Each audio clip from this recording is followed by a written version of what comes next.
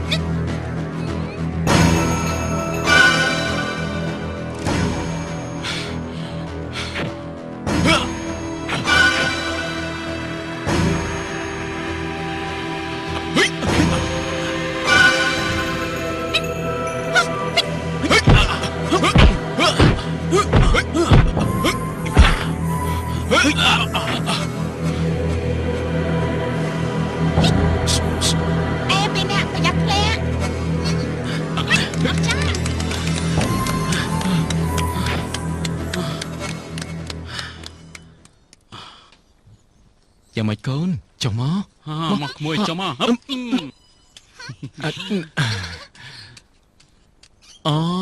ចាំដល់ពេលកូនធំពុកនឹងបង្រៀនកូនដល់ពេលកូនធំកូនអាចការពារពុកម៉ែបានហើយចុះបំរើកងទ័ពមិនអញ្ចឹងឯបងសុនារីតចុះហត់ទេពុកណាប្រកាសជាបន្តវេនចំណេះកូននេះឲ្យកូនពុកនេះបានគិតមុនពួកឯងទៅទៀតពូនិងពុកក្មួយបានគិតគ្នារួចហើយឯងត្រៀមតែកម្លាំងទៅពូនិងពុកឯងមិនយកចំណេះវិខ្ចប់តាណាទេមរតកអ្វីក៏ដោយត្រូវតែមានអ្នកស្នងតកូលមិនថាទ្រព្យសម្បត្តិឬចំណេះវិជ្ជានោះទេយ៉ាងម៉េចកូនឯងស្ដាប់បានហើយនៅដៃក្តាប់ដៅឲ្យណែនភ្នែកសម្លឹងទៅរកគូសត្រូវ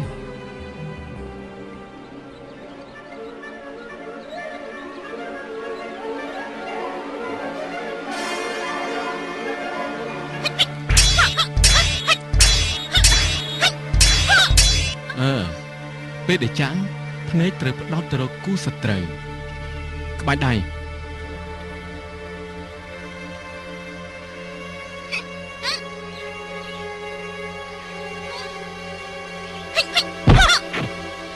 ជើងឈានចូល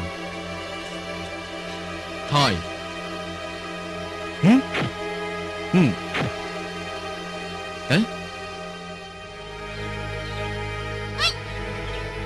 ចូលប្រយ័ត្នល្អណាស់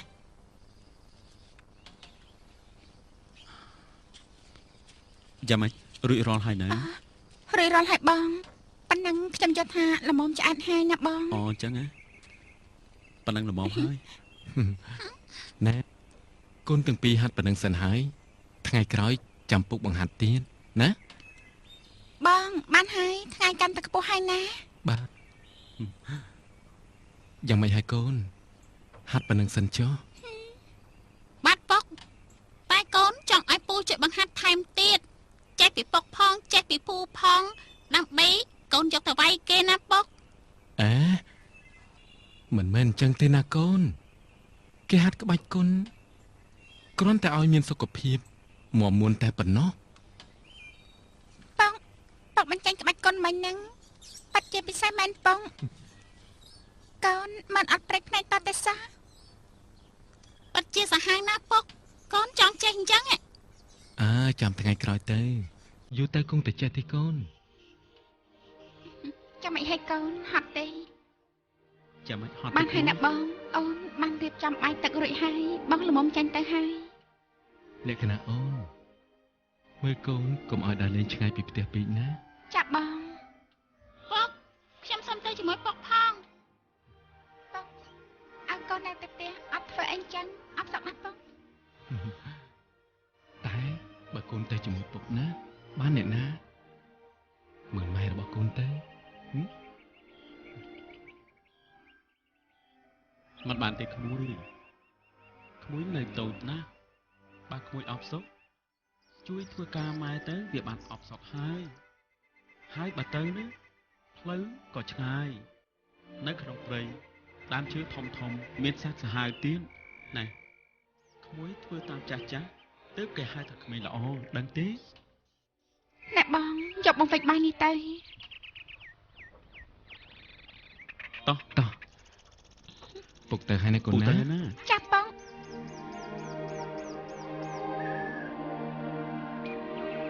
អូណែកុំភ្លេចហាត់ក្បាច់កូនណា បានពុក តោះ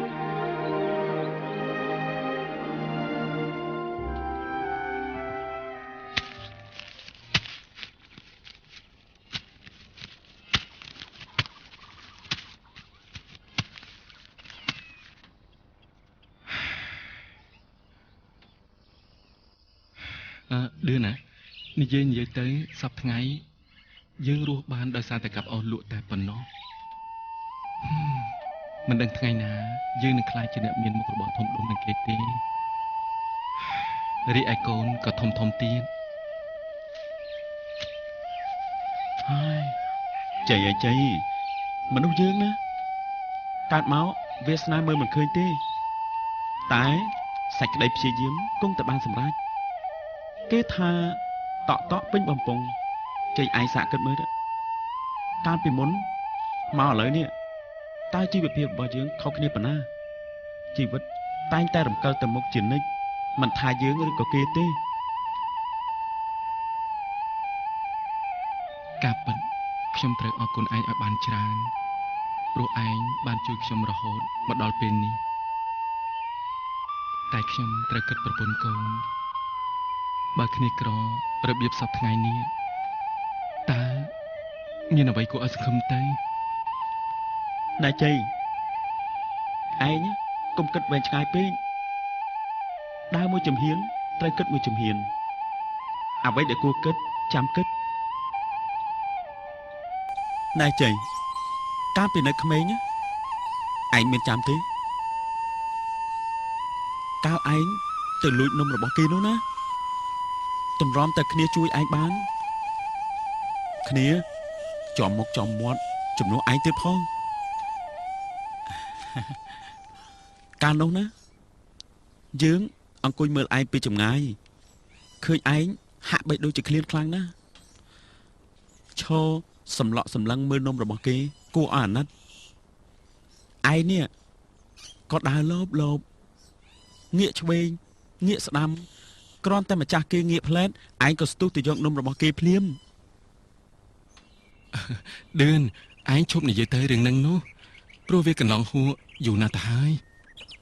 ខ្មាស់អីក្មេងៗតែប៉ុណ្ណឹងការដែលអត់ឃ្លាន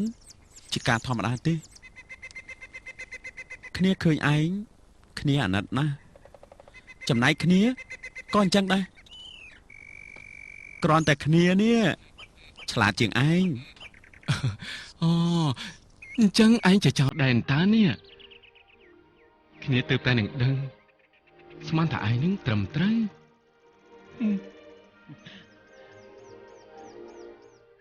ក្មេងកំព្រាដូចជាពួកយើងណាវាតែប៉ុណ្ណឹងអូថ្ងៃត្រង់ហើយតោះយើងគិតពីរឿងបាយទឹកសិនក្រោយមកណាគ្នាក៏កាប់អស់លក់ឲ្យគេព្រមទាំងរែកទឹកលក់ឲ្យគេទៀតផងខំត្រដរដើម្បីរស់ដើម្បីជីវិតឲ្យបានឆ្អែតមួយគ្រាចាំថ្ងៃស្អែកចាំរកមជ្ឈបាយផ្សេងទៀតធ្វើម៉េចឲ្យតបានឆ្អែត គ្មានគិតចង់មានចង់បានអីទេឲ្យតែបានឆៃ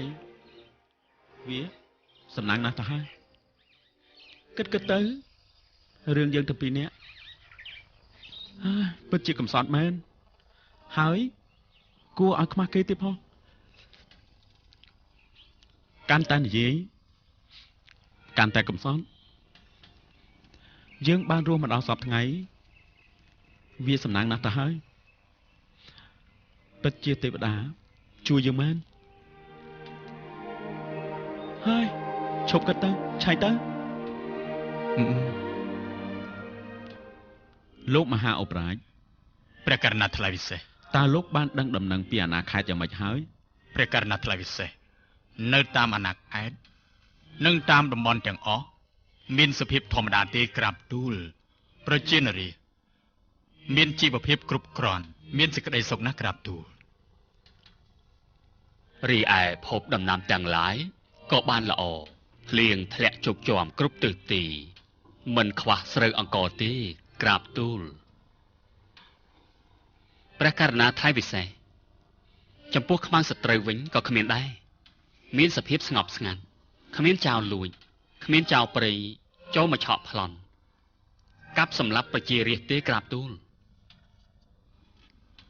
ព្រះបិតាបុត្រសប្បាយប្រតិណា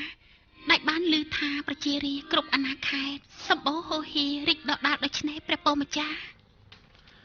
ល្អណាស់បុត្រីអស់លោកធ្វើកិច្ចការបានល្អណាស់ប៉ុន្តែពេលនេះយើងចង់ពិភាក្សារឿងមួយទៀតជាមួយនឹងអស់លោកព្រោះនៅក្នុងព្រះបរមរាជវាំងយើងសពថ្ងៃនេះមានកម្លាំងការពារតិចតួចណាស់ហេតុនេះហើយយើងចង់បើកការជ្រើសរើសរកអ្នកក្លាហានដើម្បីការពារព្រះបរមរាជវាំងតើលោកអបរាជលោកមេតមព្រមទាំងអស់លោកទាំងអស់គ្នាមានប្រសាសន៍យ៉ាងម៉េចដែរព្រះករណីថ្លៃពិសេសចំពោះទូព្រះបង្គំក៏គិតដូច្នេះដែរព្រោះនៅក្នុងបរមរាជវាំងគ្មានអ្នកខ្លាំងពូកែទេហើយដូច្នេះសូមព្រះអង្គបើកការជ្រើសរើសទៅក្រាបទូលចុះចំណែកលោកមេតបតើមានយោបល់យ៉ាងម៉េចដែរសូមលោកឲ្យយោបល់មកតើការជ្រើសរើសនេះតើត្រូវធ្វើដោយរបៀបណាព្រះករណីថ្លៃពិសេសចំពោះទូលបង្គំក៏មានគំនិតដូចជាលោកអបរាជដែរតែពេលប្រឡងជ្រើសរើសត្រូវចេញលក្ខខណ្ឌឲ្យបានច្បាស់លាស់ក្រាបទូលពិតប្រាកដឲ្យក្រាបទូលដាក់លក្ខខណ្ឌយ៉ាងម៉េចទៅលោកមេតបព្រះករណីថ្លៃពិសេសអ្នកប្រឡងទាំងអស់មិនត្រូវប្រើកលល្បិចនៅពេលប្រយុទ្ធទេត្រូវប្រើដោយកម្លាំងនិងប្រាជ្ញាក្រាបទូលលោកមេតបពិតជាមានប្រាជ្ញាឆ្លៀសវៃមែនអញ្ចឹងបើអស់លោកទាំងអស់គ្នាយល់ស្របហើយលោកមហាឧបរាជព្រះករណីថ្លៃពិសេសលោកឆាប់រៀបចំចេញប័ណ្ណបញ្ជាប្រឡងទៅចំណែកលោកមេតបធ្វើសេចក្តីប្រកាសបិទប្រកាសជាបន្ទាន់ទទួលព្រះរាជាក្រាបទូលណែជ័យឯងមើលនេះជាសេចក្តីប្រកាស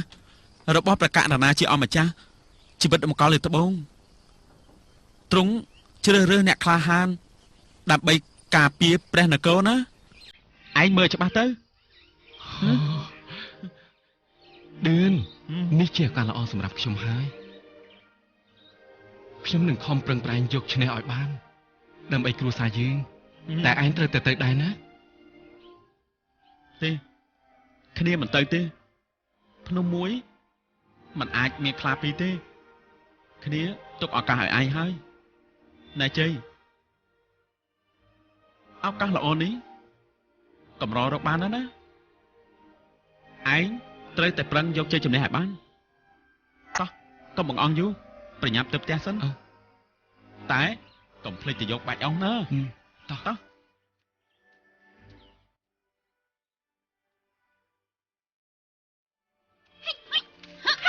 កូនណាពុកមកវិញហើយម៉ែពុកត្រឡប់មកវិញហើយបងមកណែអូន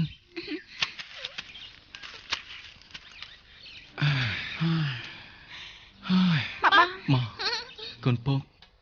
ប៉ុក ហឹម ថ្ងៃនេះប៉ុកមិនបាច់ផ្លែឈើផ្ញើកូនទេ អូថ្ងៃនេះពុកអត់បានបេះផ្ញើកូនទេតើកូន ហេតុអីថ្ងៃនេះបងបញ្ញាប់មកវិញម្លេះ អូថ្ងៃនេះបងមានដំណឹងល្អណាស់ ដំណឹងល្អអីទៅបង អូគឺប្រកាសណាជាអម្ចាស់ជីវិតតម្កល់លើត្បូងទ្រង់ជ្រើសរើសអ្នកក្លាហានខ្ញុំគិតថាឲ្យជ័យទៅប្រឡងនឹងគេទើបខ្ញុំបញ្ញាប់ត្រឡប់មកផ្ទះវិញហ្នឹងណា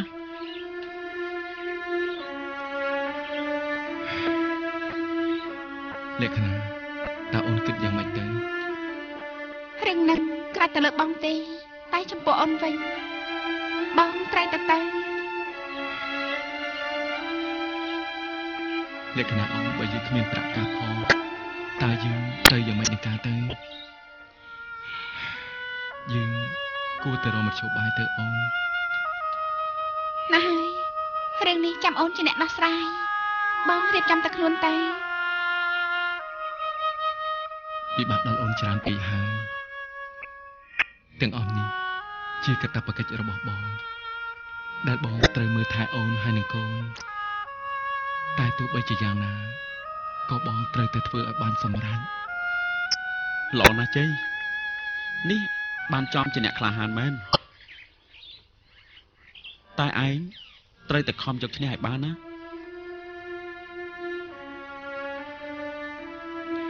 ណាស់ហើយឈប់គិតច្រើនទៅឥឡូវយើងគិតរកមធ្យោបាយធ្វើដំណើរទៅចាំព្រឹកស្អែកចង់ធ្វើដំណើរក៏មិនយឺតពេកដែរ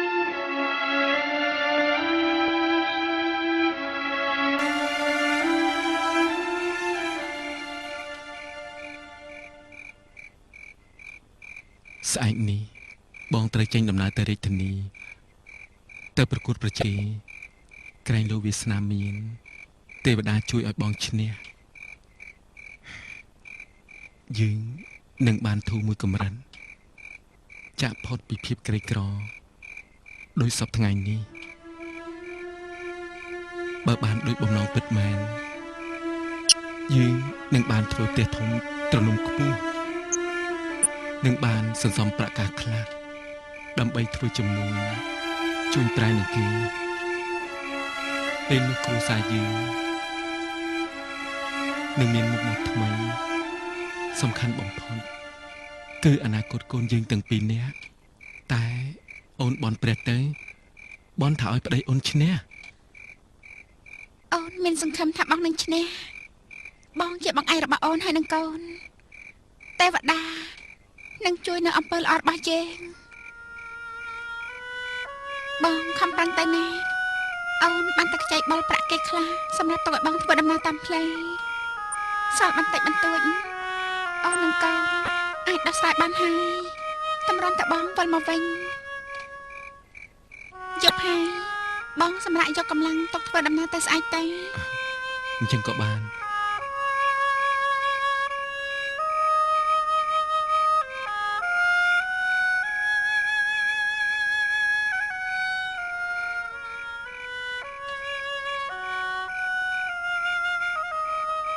ដេកហើយ ដេកទៅណាកូនណាដេកឲ្យបានលក់ស្រួលចាស់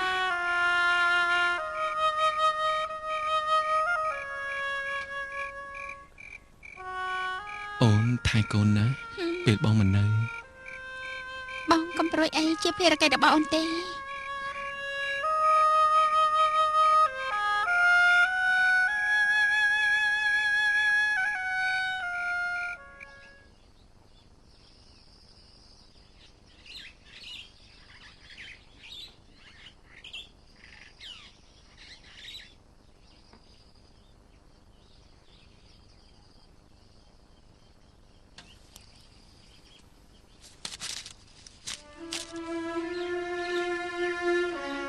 លក្ខណៈបងលាអូនសិនហើយអូនមើលថែទាំកូនឲ្យបានល្អណាកុំឲ្យកូនដើរលេងច្រើនពេក បងជ័យបងកំប្រួយអូនដឹងហើយសូមបងកុំបារម្ភតែចំពោះបងធ្វើយ៉ាងណាខំប្រកួតឲ្យបានជ័យជំនះណាបងសូមបងតែចុះ ឌឿនឯងជួយមើលក្មេងៗផងណា ជ័យមិនក៏ឯងបារម្ភម្ល៉េះចំពោះក្មេងៗវាដូចជាកូនរបស់គ្នាទៅហើយសំខាន់បំផុតណាឯងត្រូវតែយកឈ្នះឲ្យតតែបានកុំឲ្យប្រពន្ធនិងកូនរបស់ឯងអស់សង្ឃឹមឲ្យសោះណាឌឿនគ្នាអរគុណឯងច្រើនណាស់ដែលបានណែនាំនេះនិងផ្ដល់កម្លាំងចិត្តដល់គ្នានឹងខំប្រឹងប្រែងឲ្យបានឈ្នះមិនឲ្យឯងនិងគ្រូសាគ្នាអស់សង្ឃឹមឡើយជ័យពេលដែលឯងបានលទ្ធផលហើយឯងកុំភ្លេចផ្ដល់ដំណឹងឲ្យប្រពន្ធកូននិងគ្នាឲ្យបានដឹងផងណាគ្នាមិនភ្លេចទេសម្លាញ់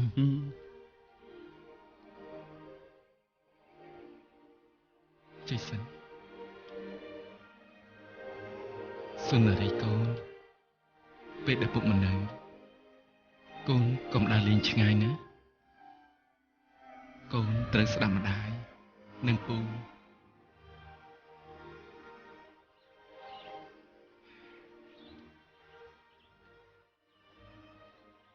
លក្ខណៈអូនបងលាអូនសិនហើយសូមអរតែបានជាជំនះបានហើយសោះកុំផ្ដែផ្ដាំច្រើនពេកប្រញាប់ទៅក្រែងលំមិនទាន់ឌឿនគ្នាទៅសិនហើយណាទៅចុះ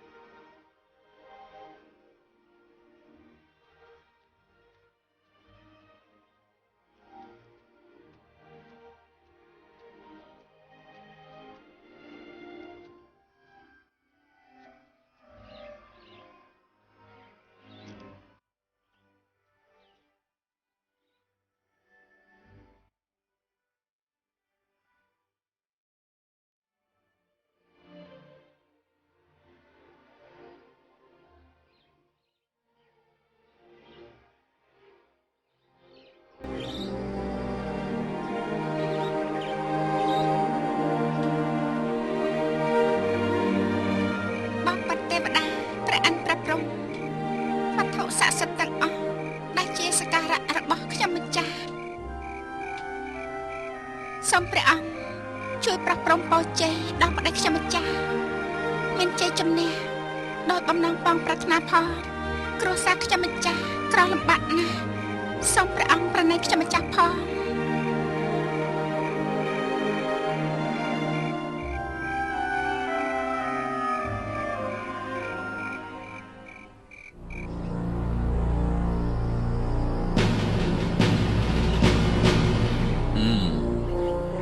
លោកមហាអបរាជព្រះករណាថ្លៃពិសេសតើចាប់ផ្ដើមការប្រកួតបានហើយឬនៅព្រះករណាថ្លៃពិសេសអាចចាប់ផ្ដើមបានហើយក្រាបទូលគុំរងចាំតែព្រះរាជាតែប៉ុណ្ណោះក្រាបទូលសូមរាជាអនុញ្ញាតបើកការប្រកួតក្រាបទូលផ្ដើមនៃការប្រកួតប៉ុន្តែមុននឹងប្រកួតត្រូវមានលក្ខខណ្ឌដូចតទៅទី1ការប្រកួតមិនត្រូវមានស្លាប់ជាដាច់ខាតទី2ហាមប្រើកលល្បិចនិងលួចប្រើអាវុធសម្ងាត់ទី3បេក្ខជនទាំងអស់ត្រូវប្រើសមត្ថភាពនិងចំណេះវិជ្ជាក្បាច់គុណផ្ទាល់ខ្លួនលក្ខខណ្ឌទាំង3ខាងលើនេះបើមានគូណាមួយធ្វើល្មើសនៅច្បាប់រាជវាំងត្រូវតែមានទោសណាគូទី1ចាប់ផ្ដើមភ្លាមទៅ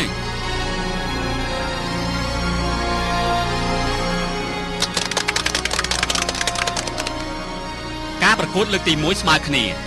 ដូច្នេះសូមប្រកាសគូទី2ប្រកួតជាក្បាច់កាប់ដែរម្ដង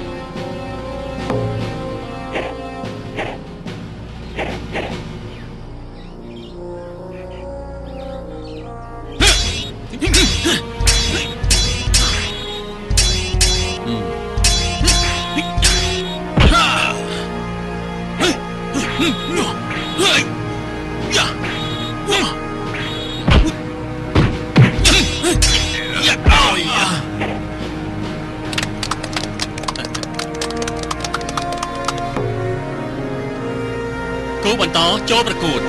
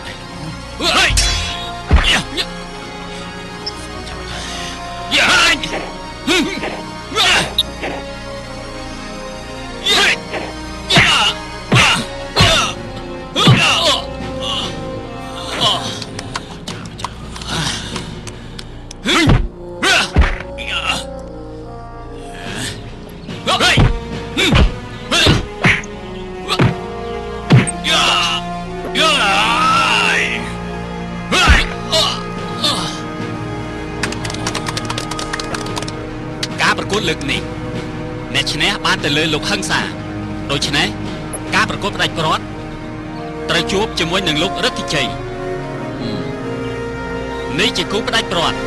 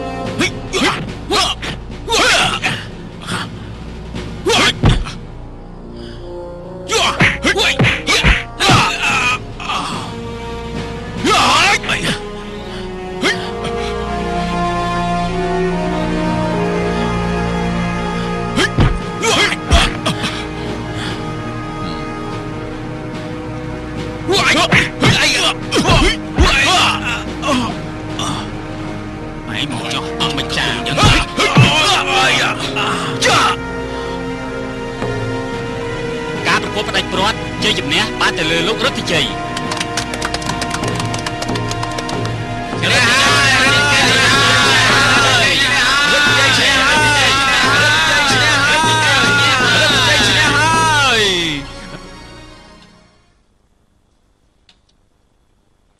សូមក្រាបថ្វាយបង្គំព្រះករណាជាអង្គម្ចាស់ជីវិតដំកល់លេខត្បូងរិទ្ធិជ័យយើងពេញចិត្តនឹងស្នាដៃរបស់ឯងណានេះបានចំជាអ្នកក្លាហានមែនហើយស័ក្តិសមនឹងកេរ្តិ៍ឈ្មោះរបស់ឯងចុះឯងមានស្រុកកំណើតនៅឯណាដែរព្រះករណាថ្លៃពិសេសទូព្រះបង្គំមានស្រុកកំណើតនៅឯភូមិត្រពាំងឯនោះក្រាបទូលចុះឯងមានប្រពន្ធហើយនៅ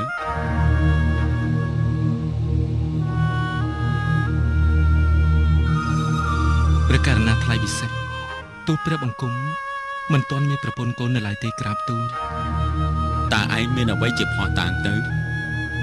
ដែលអាចបញ្ជាក់បានថាឯងមិនទាន់មានប្រពន្ធកូន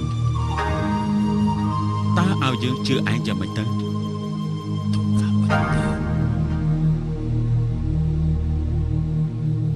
ព្រះករណាថ្លៃពិសេសជីវិតដំកល់លេខត្បូងទូលព្រះបង្គំពិតជាមិនទាន់មានប្រពន្ធកូនមែនក្រាបទូលតែបើសិនជាឯងកុហកយើងតើឯងដឹងថាលទ្ធផលយ៉ាងម៉េចទេ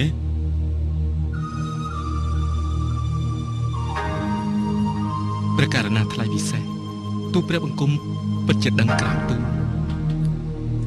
តែសូមព្រះអង្គទ្រង់ព្រះសន្តាំទូលព្រះបង្គំជាកូនកំព្រា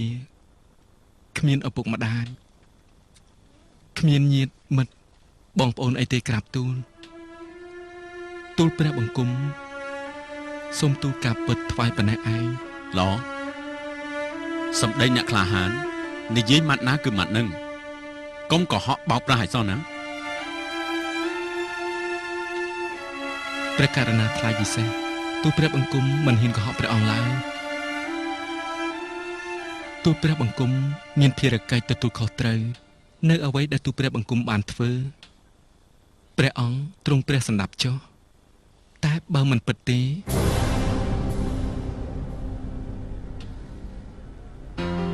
ទូលព្រះបង្គំសូមស្បត់នៅចំពោះព្រះភ័ក្ត្ររបស់ព្រះអង្គ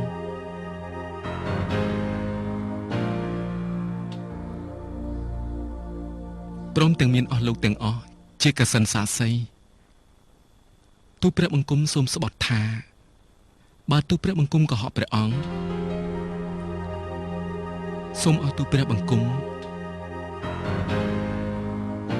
ស្លាប់ដោយសាររន្ទះបាញ់និងព្រះធរណីស្រូបចុះក្រាបទូលបានយើងអាចជឿឯងបានតែពេលនេះ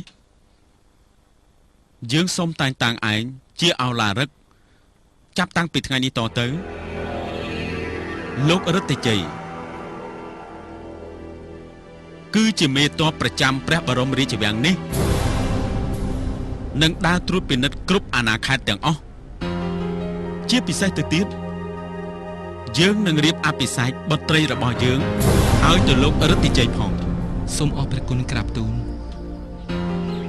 បងនារីខ្ញុំនឹកពុកដល់ហើយមិនដឹងយ៉ាងម៉េចទេបងបាត់ដំណឹងឆឹងមិនឃើញពុកត្រឡប់មកវិញសោះសិនអូនគាត់ធ្វើអីបងពុកគាត់ប្រឡងជាប់គាត់ប្រកាសជារលគាត់មិនទាន់បានមកយកយើងទៅទេអូនឯងកុំពិបាកចិត្តពេកពុកមិនចោលយើងនឹងម៉ែអវេទនានោះទេបងសង្ឃឹមថាពុកពិតជាប្រឡងជាប់ជាមិនខានអសិនជាពិតដោយបងនារីឯងនិយាយមែនខ្ញុំសប្បាយចិត្តណាស់ខ្ញុំសូមឲ្យដូចបងគិតចោះ ជ័យសន្តិពុកបានដំណឹងក្មួយ មិនមែនទេពូចាំនិយាយមើលពូពុកខ្ញុំយ៉ាងម៉េច ចុះឯងនិយាយមើលថាអ្វីដៃឯងអាចគេបានទេ ខ្ញុំស្មានប្រកាសជាឈ្នះគេមែនទេពូ គឺពិតមែនហើយ ថាម៉េចបងឯងគាត់ប្រឡងជាមន្ត្រីហើយទេច្បាស់ហើយនឹងឯង ពិតហើយពិតហើយ ប្រហែលប្រហែល ចាំមន្ត្រីហើយកូន ជ័យថែមទាំងព្រះអង្គព្រះរាជទានការដ៏ធំធេងទៀតផង ខ្ញុំខ្លាំងណាស់បងឌឿនខ្ញុំម្ចាស់សូមអរព្រះគុណព្រះអង្គខ្លាំងណាស់ដែលបានជួយដល់ប្តីខ្ញុំម្ចាស់ឲ្យជាប់ជាមន្ត្រីកូនពុកឯងជាប់ជាមន្ត្រីហើយណាបងឌឿនខ្ញុំអរណាស់បង បងលក្ខណាបងប្រកាសជាបានផ្ទះធំទ្រនំខ្ពស់ជាមិនខានបងលេបពិបាកទៀតហើយ មែនហើយអូនមែនហើយបងប្អូនទាំងអស់គ្នាខ្ញុំពិតជាឈប់ពិបាកទៀតហើយពេលដែលប្តីយើងមានចំណេញពិតជាមិនអត់ប្រយោជន៍ទេបងប្អូនស្មានមិនខុសមែនបងជ័យគាត់ប្រកែមែនក្បាច់គុណគាត់ល្អណាស់ ណែឌឿនណាបើសិនជាឯងទៅប្រឡងដែរប្រហែលជាជាប់ទាំងពីរអ្នកនឹងព្រោះអីឯងក៏មិនចាញ់បងជ័យប្រហែលដែរ มันអាចទេបងប្អូនខ្ញុំនេះណាចង់ឲ្យជ័យបានជាប់ល្អជាងព្រោះគ្រួសារគ្នាពិបាកណាស់ ចុះជ័យគេមកយកឯងទៅអង្ការ ចាស់តែមិនតាន់ដឹងទេបងក្រែងលោកគាត់ជាប់រវល់ចាំមើលពី3ថ្ងៃទៀត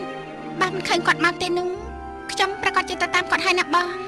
មែនទេកូនមែនហើយម៉ែ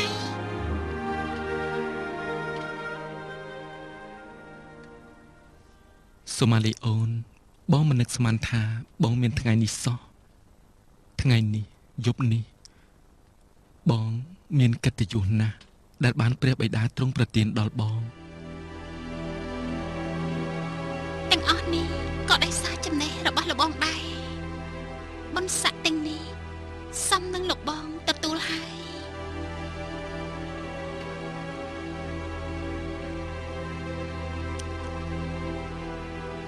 ពិតជាទេវតាមានព្រះនេតមែន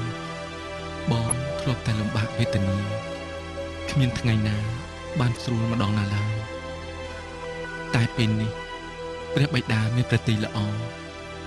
ប្រទានបុណ្យស័ក្តិនិងឋានៈដ៏ខ្ពង់ខ្ពស់ដល់បងថែមទាំងអភិសេកអូនឲ្យមកបងទៀតបងមិនដឹងจะថ្លែងយ៉ាងណាឲ្យសមទេ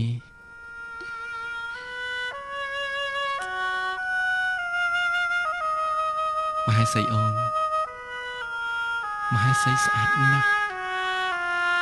ធ្វើឲ្យបងឆ្លក់បង្វេងលើរូបអូនហើយមហេសីរាត្រីនេះជារាត្រីដំបូងសម្រាប់យើងទាំងពីរនាក់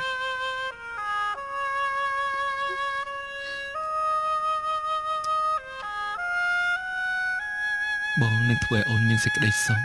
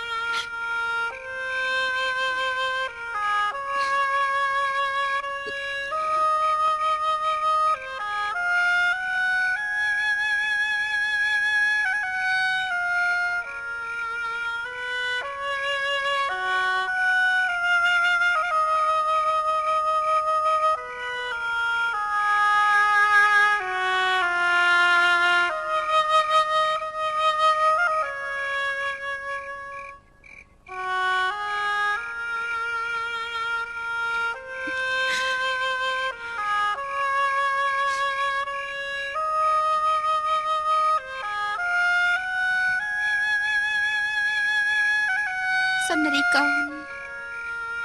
ជ័យសិទ្ធកូនម៉ែស្អែកនេះម៉ែនឹងនាំកូនទាំងពីរទៅរកពុករបស់កូនហើយ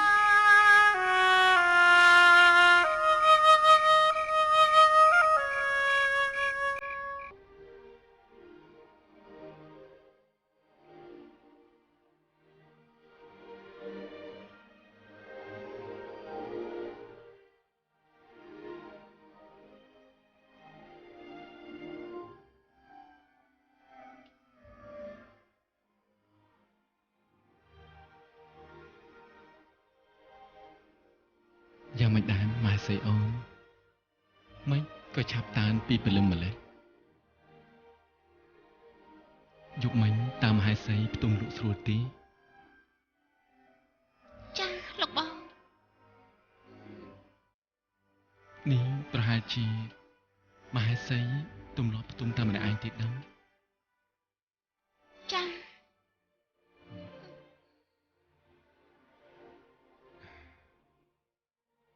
ម៉ែស្អីអូនល្អណាស់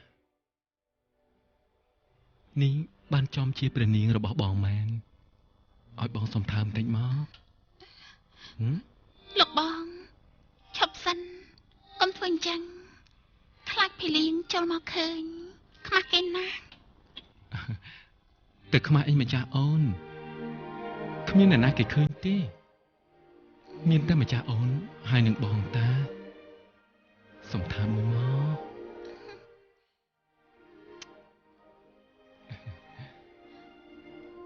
ពិតជាក្រអូបណាស់ លោកបងប៉ុណ្ណឹងបានហើយ តែបងចង់ថើបម្ចាស់អូនថើបមិនចេះឆ្អែតទេ លោកបង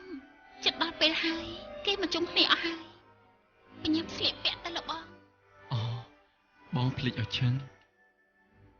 នេះគឺជាថ្ងៃដំបូងផងមក ចា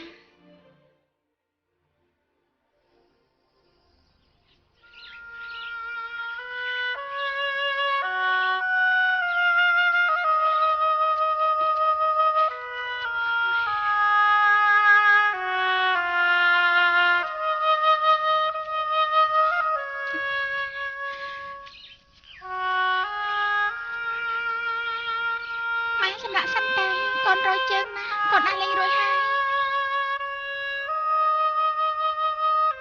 មិនបានទេកូនត្រំតិចទៅឈប់កន្លែងនេះស្ងាត់ណាស់ចាំទៅដល់ភូមិគេខាងមុខចាំយើងសម្រាប់ណាកូនអត់ទេម៉ែសម្រាប់បន្តិចទៅកូនសុំវកូនឃ្លានបាយហើយរយជើងទៀតត្រំតែកូនចិត្តដល់ហើយផត់ព្រៃនេះបន្តិចចាំម៉ែឲ្យកូនឆែកបាយណា មែនហើយក្មួយជឿម៉ែក្មួយទៅកូនល្អគេមិនធ្វើបាបម៉ែទេស្ដាប់ពូនិយាយណាបន្តិចទៀតពេលយើងទៅដល់ផ្ទះឪពុកក្មួយហើយពេលនោះយើងនឹងមានម្ហូបអាហារឆ្ងាញ់ជាច្រើនឆៃហើយក្មួយប្រកាសជាសប្បាយឆៃនៅទីនោះមានផ្លែឈើគ្រប់មុខម្ហូបអាហារសាច់មាន់ព្រៃសាច់ឆ្លុះសាច់គោនិងម្ហូបផ្សេងទៀតក្មួយទាំងពីរពិតជាបានឆៃឆ្អែតហើយ ពិតមែនទេពូ មែនហើយពូទៅកុហកក្មួយធ្វើអី បាញ់អញ្ចឹងខ្ញុំនឹងឆៃឲ្យឆ្អែតតែម្ដង ហើយពូក៏ឆៃឲ្យប៉ោពោះដូចជាក្មួយអញ្ចឹងដែរ បងរកីជ័យតើពិតដូចបងលឿននិយាយទេប៉ុន្តែអូនវិញដូចជាមានអារម្មណ៍ខ្លាចរស័ព្ទរសាមិនដូចជាការស្មានរបស់បងលឿនសោះអោទេវតាម្ចាស់ទឹកម្ចាស់ដីម្ចាស់ព្រៃភ្នំសូមកុំឲ្យដូចពាក្យដែលខ្ញុំគិតផ្ដេសផ្ដាស់នេះឯង អស់លោកទាំងអស់គ្នាអស់លោកអស់កម្លាំងហើយនាំគ្នាទៅសម្រាកចុះយើងនៅទីនេះមិនអីទេអញ្ជើញទៅសម្រាកចុះ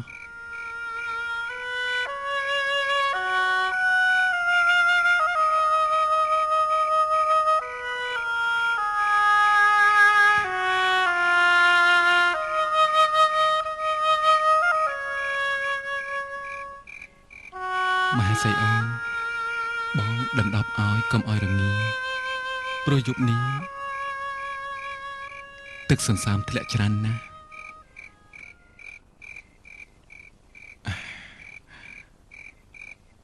មហេសីអូនថ្ងៃនេះហត់ខ្លាំងណាស់ព្រោះចេញពីបរមរាជវាំងតាំងពីព្រលឹមមកម្លេះ មិនអីទេលោកបងព្រោះនាងជាទម្លាប់របស់ខ្ញុំទៅហើយកាលពីមុនអូនក៏ធ្លាប់មកអញ្ចឹងដែរចុះលោកបងវិញ បងហ៎ប៉ុណ្ណឹងជាការធម្មតាទេម្ចាស់អូនមហេសីអូនកាលពីមុនណាបងពិបាកជាងនេះ10 ដង20 ដងទៅ100 ដងទៅទៀត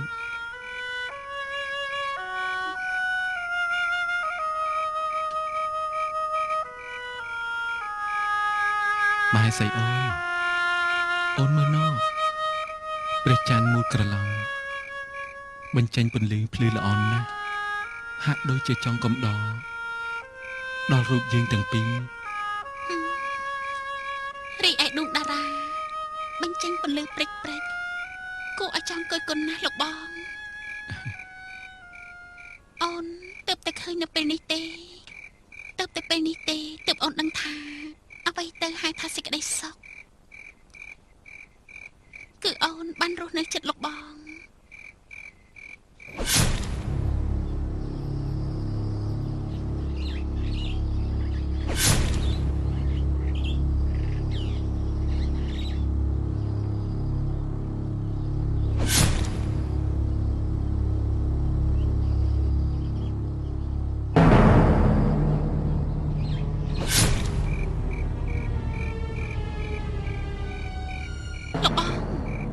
លោកបងកំពុងគិតអីហ្នឹង បងគិតពីជោគជតារាសីរបស់បងដែលបងខ្ពស់ហួសពីការស្មាន នេះគឺជាព្រំលិខិតទេលោកបង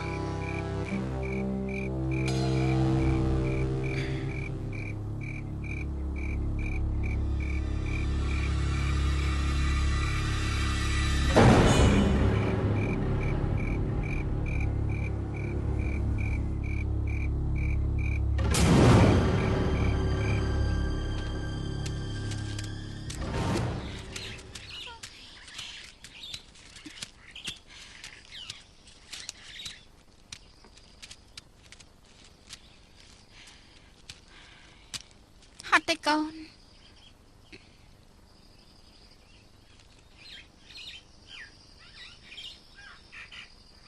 ម៉ែកូនហត់កូនឃ្លានហើយស្រេចទឹកទៀនជើងអស់ហើយកូនគ្មានសល់អីទេធ្វើម៉េចទៅម៉ែកូនឃ្លានណាស់កូនទ្រាំលេខបានទៀតហើយ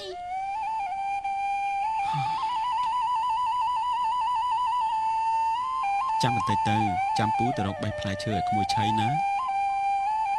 បងឌឿនបើបងទៅកុំទៅយូរពេកណា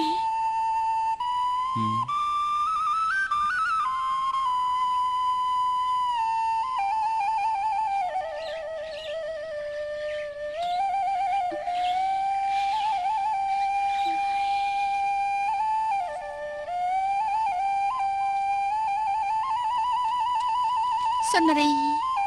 ជ័យសិនម៉ែត្រូវទឹកឲ្យកូនផឹកណាកូនកំណងគ្នាទៅណាប្រយ័ត្នវង្វេងគ្នាណាបាទម៉ែចាស់ណាឆាប់មកណាម៉ែ ហ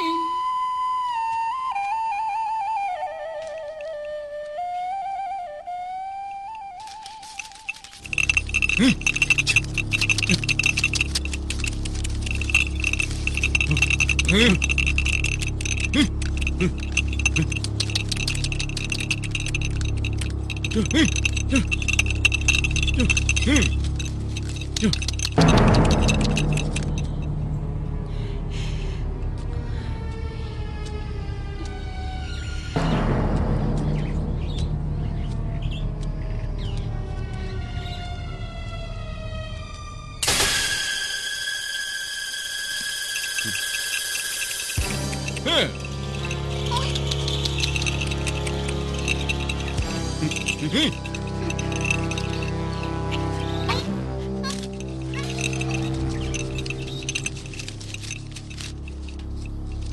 บายណាស់លោកបង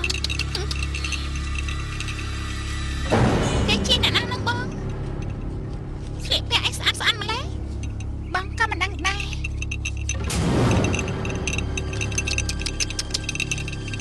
បងដូចជាពុកយើងពុកយើងគឺពុកយើងមែនណាអូនពុកយើងមែន លោកម្ចាស់យើងឈប់ទីនេះសិនហើយ មហេសីអូនយើងបានមកដល់តំបន់ថ្មីមួយទៀតហើយមែនទេ ទីនេះគឺជាព្រំប្រទល់នៃស្រុកដែលយើងបានឆ្លងកាត់ហើយជាស្រុកដែលធំជាងគេណាលោកបងឯខាងណោគឺជាទីប្រជុំជនដែលប្រជានារីរស់នៅច្រើន លោកម្ចាស់នៅទីនេះកាលពី5ឆ្នាំមុនមិនសូវមានដើមឈើទេតែឥឡូវសម្បូរណាស់ខ្ញុំមកលើកនេះមើលសឹងតែមិនស្គាល់ផ្លូវតែបានពនាងឆ្លៀសវៃនៅចាំទីនេះទៀត តែលោកម្ចាស់កាលពីមុនតំបន់នេះក្តៅហែងសូម្បីតែសត្វព្រៃក៏មិនសូវមានផង អូអូនមើលណោះសត្វស្វាវាចេះបន្លែងលេងជាមួយនឹងកូនវាយ៉ាងសប្បាយគួរឲ្យស្រឡាញ់ណាស់ ពុកយ៉ាងមែនណាអូនចៃសិនបង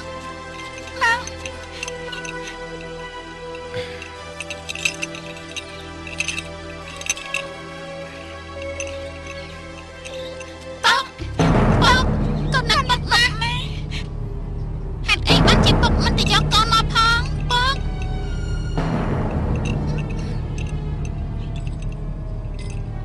ស្អីអ្នកណាជាឪពុករបស់ពួកឯងឆាប់ថយចេញទៅយើងមិនដែលស្គាល់ពួកឯងទេ ពុកកូនគឺចៃសិនណាពុកកូនខំមករកពុកម៉ែក៏មករកពុកដែរហេតុអីក៏ពុកមិនស្គាល់កូនអញ្ចឹង អាក្មេងថោកទៀតយើងនេះណាមិនដែលស្គាល់ពួកឯងទេ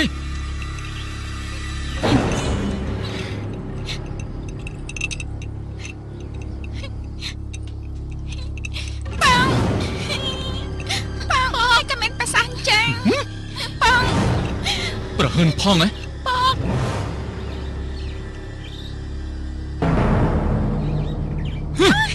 អញមិនបាច់ពួកឯងឲ្យងាប់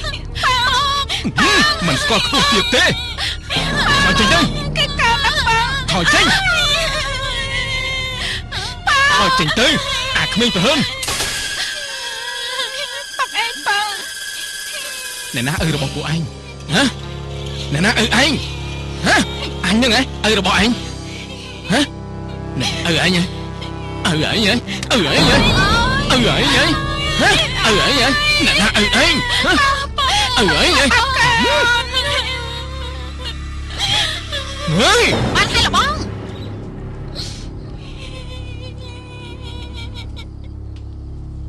បានហើយឈប់ធ្វើបាបពួកគេទៀតទៅបង កុំនិយាយផ្ដេសផ្ដាស់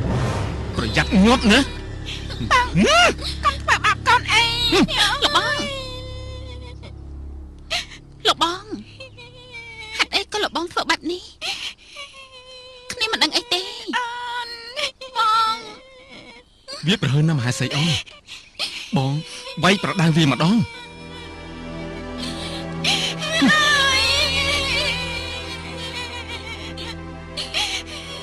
លោកមេតមឆាប់អូវាចេញភ្លាមទៅកុំឲ្យទៅមុខខ្ញុំអត់សោះយើងសម្រាប់វាចោលណា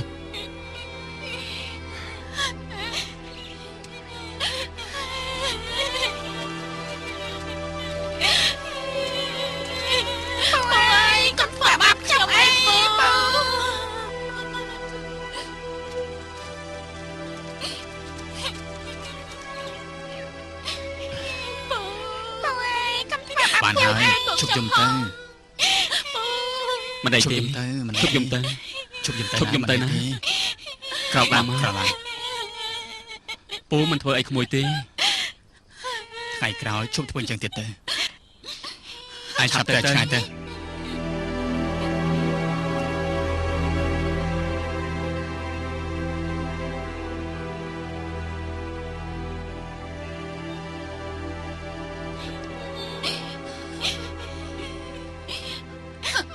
បងខ្ញុំឈឺ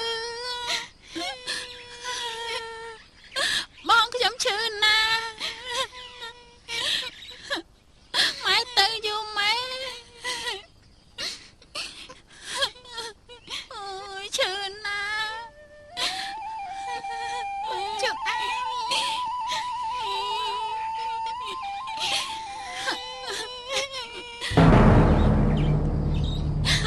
បងស្អីគេនឹងបងសត្វអីគេនឹងបង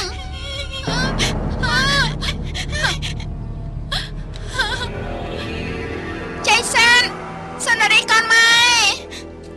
សុនារីចៃសានចៃសានខ្លាខ្លា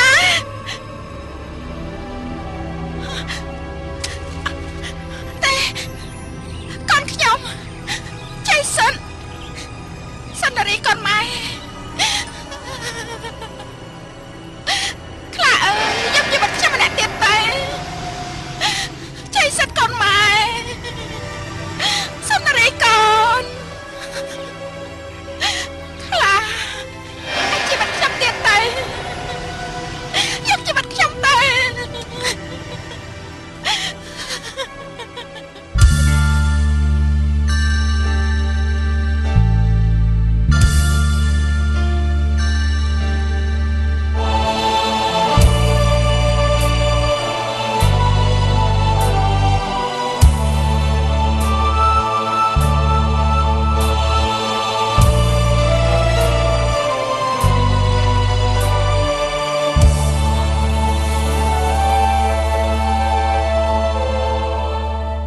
ចៃសិតសុនារីអពុតជីវីតើនៅទីណារើសັບសាហាចោចងស្វាងខ្លាវាមកប្រហាធ្វើជាចំណៃ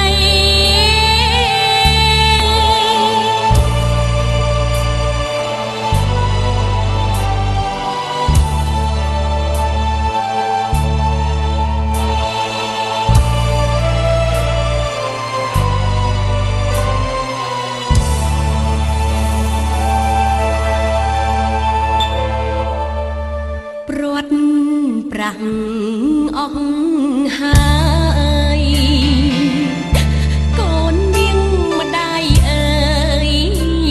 ព្រាត់ទាំងរូបប្ដី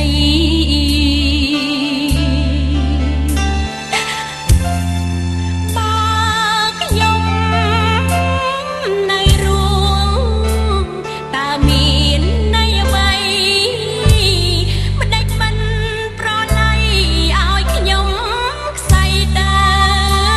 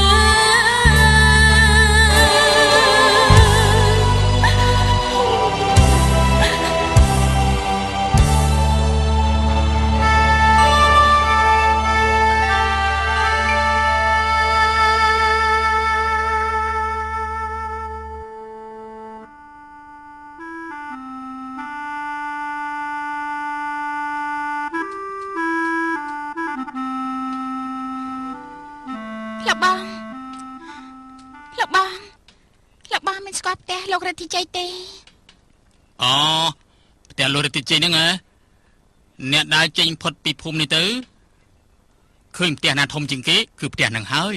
ចុះអ្នកមកពីភូមិណាហើយរកគាត់មានការអី ចាស់លោកបងខ្ញុំមកពីឆ្ងាញ់ណាស់ខ្ញុំជាសាច់ញាតិរបស់គាត់ខ្ញុំអរគុណលោកបងហើយដែលបានប្រាប់ខ្ញុំនេះសិនហើយលោកបង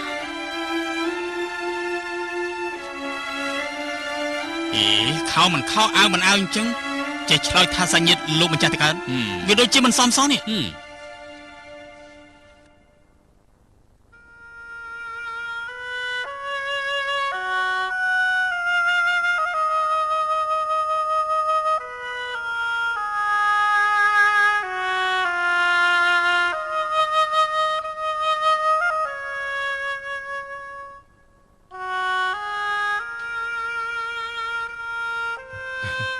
ម៉ែស្អីអូន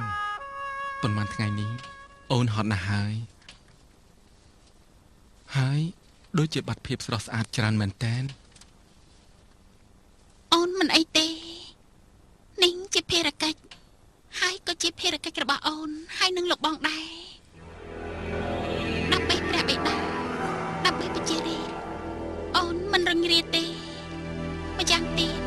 ភារកិច្ចក៏អូនធ្លាប់ធ្វើជាច្រើនដងជាមួយព្រះបិតាដែរ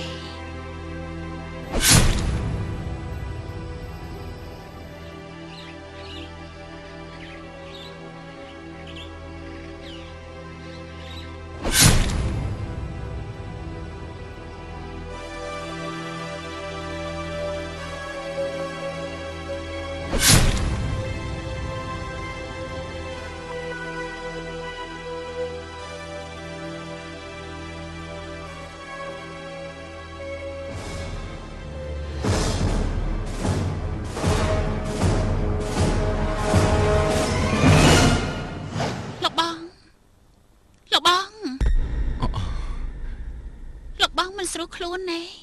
បានជាមិនឆ្លើយ អត់មានអីទេបងគ្រាន់តែគិតរឿងកិច្ចការរបស់យើងដែលបានធ្វើកន្លងមកនិយាយអញ្ចឹងយើងគិតបញ្ញាប់ថ្វាយដំណឹងដល់ព្រះបិតាភ្លាមទៅ អត់មែនហើយលោកបង លោកមេតប បាទលោកម្ចាស់ លោកឆាប់យកសារនេះទៅព្រះបរមរាជវាំងដើម្បីថ្វាយដំណឹងទៅដល់ព្រះបិតាដោយផ្ទាល់ណាលោកឆាប់យកទៅឥឡូវទៅ បាទលោកម្ចាស់ខ្ញុំនឹងទៅភ្លាម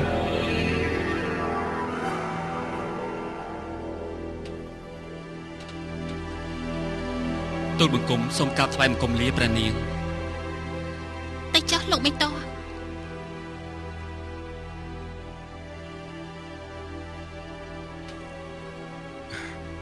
ម៉ែស្អីអូនតោះយើងទៅសម្រាប់ លោកបងអញ្ចឹងទៅមុនចាស់ចាំបន្តិចទៀតអូនទៅតាមក្រោយ អញ្ចឹងក៏បាន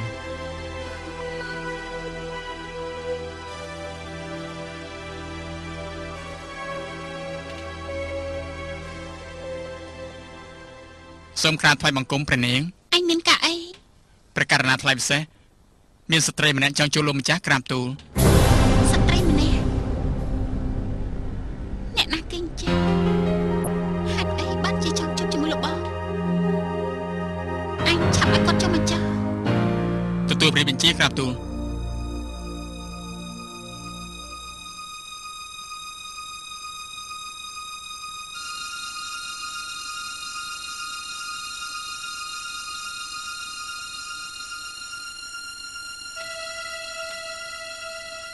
ជំរាបសួរអ្នកនាងនេះណាហើយអ្នកបងមិនដឹងខ្ញុំមិនប្រកាន់ទេហើយអ្នកបងមានការអីមករកអ្នកណាដែរចាខ្ញុំចង់ជួបលោករទ្ធីជ័យតាលោកម្ចាស់នៅទេខ្ញុំមានការសំខាន់ណាស់ចង់ជួបគាត់សំខាន់ផងឯងគាត់នៅខាងក្នុងឯណោះ តែខ្ញុំអាចជួបគាត់បានទេអ្នកនាងចាអ្នកបងចាំមកផ្លេតទៅចាំខ្ញុំទៅអញ្ជើញគាត់ចា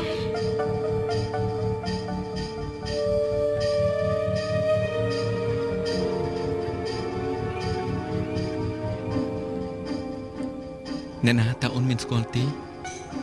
គេចាំបងណែណោចេញលោកបង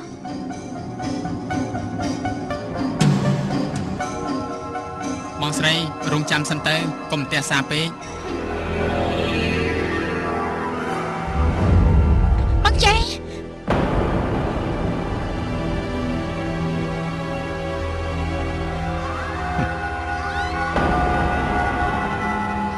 នាងមកពីណាហេតុអីបានជាមកហៅយើងដូចនេះនាងមិនដឹងថាភ្នំខ្ពស់ប៉ុណ្ណាទេហ៎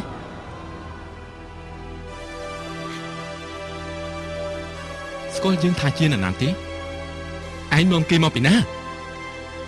ភ្លើឯងចេញទៅក្រៅទៅ ប្របាទ បងចេញហេតុអីក៏បងនិយាយដូចនេះទៅវិញខ្ញុំលក្ខណៈប្រពន្ធបងណា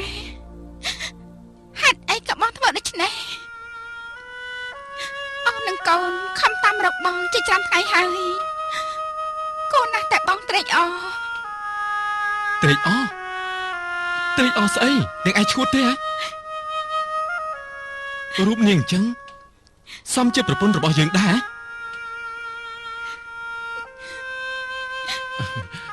បាយស្អីអូនកុំយកចិត្តទុកដាក់អីណា បងជ័យ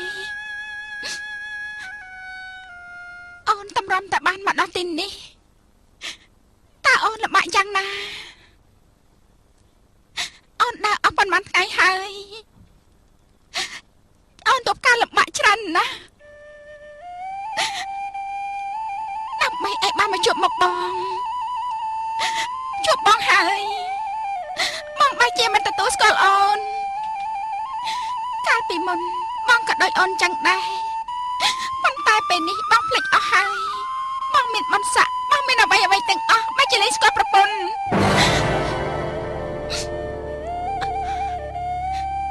អាណាពេលដែលបងថាស្រឡាញ់អូនស្រឡាញ់កូនបងលែងស្គាល់ការក្រៀកក្រលែងស្គាល់ភាពកំសត់កំដៅជាមួយគ្នា នាងឯងច្រឡំ ខ្ញុំមិនច្រឡំទេ នាងឯងហ៊ានមាត់រឹងផងហ៎ បងជ័យហេតុអីក៏បងវាយអូនបងសម្រាប់អូនមកសម្រាប់អូនមក សម្រាប់មកហ៎ហ៎សម្រាប់មកហ៎សម្រាប់មកហ៎សម្រាប់មកហ៎នាងឯងចង់ងាប់ហ៎អញបង្ហាញតែម្ដងទេ លោកបងប៉ុណ្ណឹងបានហើយហេតុអីក៏លោកបងមិនរកខុសត្រូវឲ្យគាត់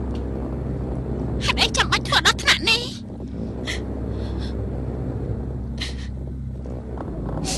ហើយសេឈួតពួកឯងអូវាចេញទៅ បានលោកម្ចាស់មកបងស្រី លែងយើង មក បងជ័យហេតុអីក៏បងដាច់ធម៌មេត្តាម្លេះបងជាមនុស្សកំសានឹងការប៉ុន យើងថាឲ្យអូវាចេញទៅ បងស្រីទៅ លែងយ៉ាងទៅ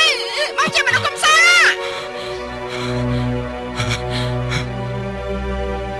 លោកបងខ្ញុំដូចជាមិនយល់តតទេសោះហេតុអីក៏លោកបងធ្វើអញ្ចឹងការពីកូនក្មេងពីរនាក់នោះក៏អញ្ចឹងដែរលោកបងមិនរកខុសត្រូវឲ្យគេទេ ម៉ែស្អីអូន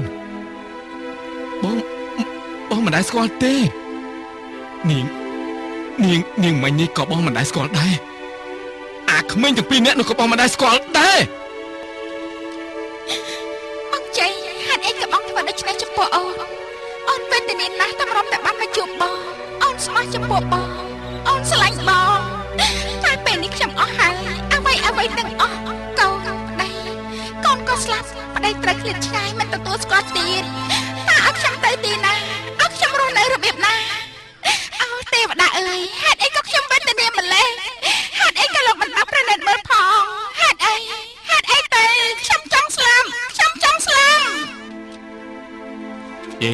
បងស្រីហើយអ្នកណាធ្វើបាបបងមុខសុទ្ធតែឈាម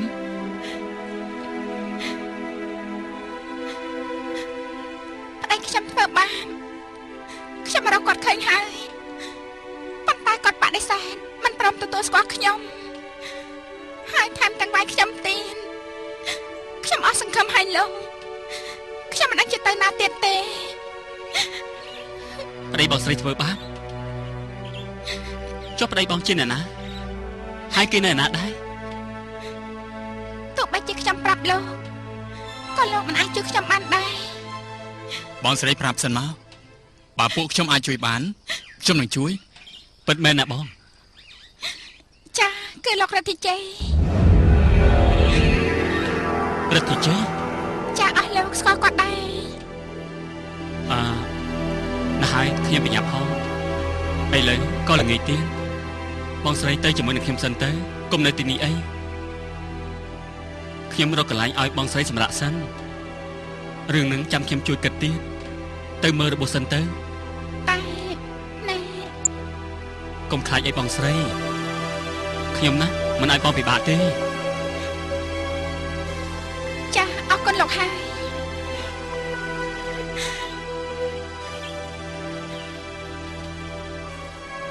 លោកមានរឿងអីចាំនិយាយភ្លាមមក បានលោកម្ចាស់ខ្ញុំមកតាមផ្លូវខ្ញុំបានជួបនឹងបងស្រីម្នាក់គាត់ថាតាមមករកប្តីរបស់គាត់ហើយគាត់ថាមានរឿងអយុត្តិធម៌មួយចំពោះគាត់ អយុត្តិធម៌ស្អីទៅជិះអង្គុយសិនទៅរួចចុះនាងនោះរកប្តីឃើញហើយនៅ បាទលោកម្ចាស់នាងនោះបាននិយាយថាប្តីរបស់គាត់គឺលោកម្ចាស់រតជ័យនៅលោកម្ចាស់ លោកម្ចាស់រទ្ធីជ័យណែឯងស្ដាប់ច្រឡំទៀតហ្នឹង មិនច្រឡំទេលោកម្ចាស់បងស្រីនោះគាត់បានរៀបរាប់ប្រាប់ខ្ញុំអស់ហើយថាលោករតជ័យជាប្តីរបស់គាត់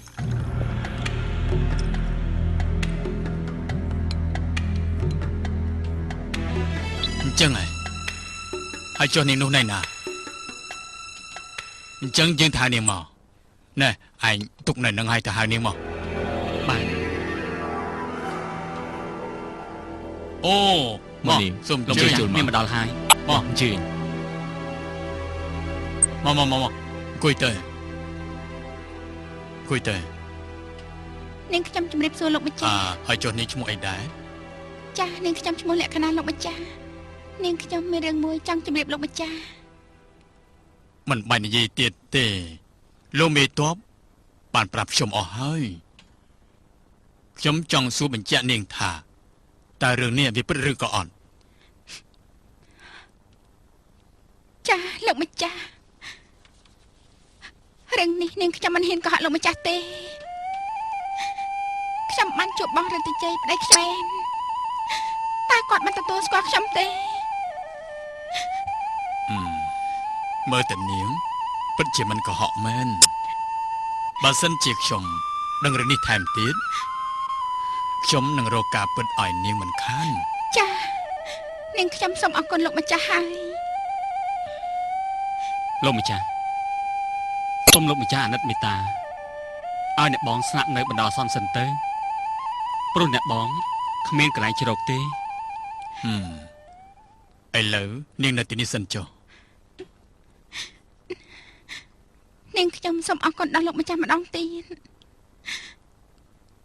អរគុណដល់លោកម្ចាស់ផង បានហើយនាងទៅសម្រាកហើយរកថ្នាំលាបរបួសផងណាណែ បាន ឯងរកកន្លែងឲ្យនាងឲ្យបានសមរម្យផងណា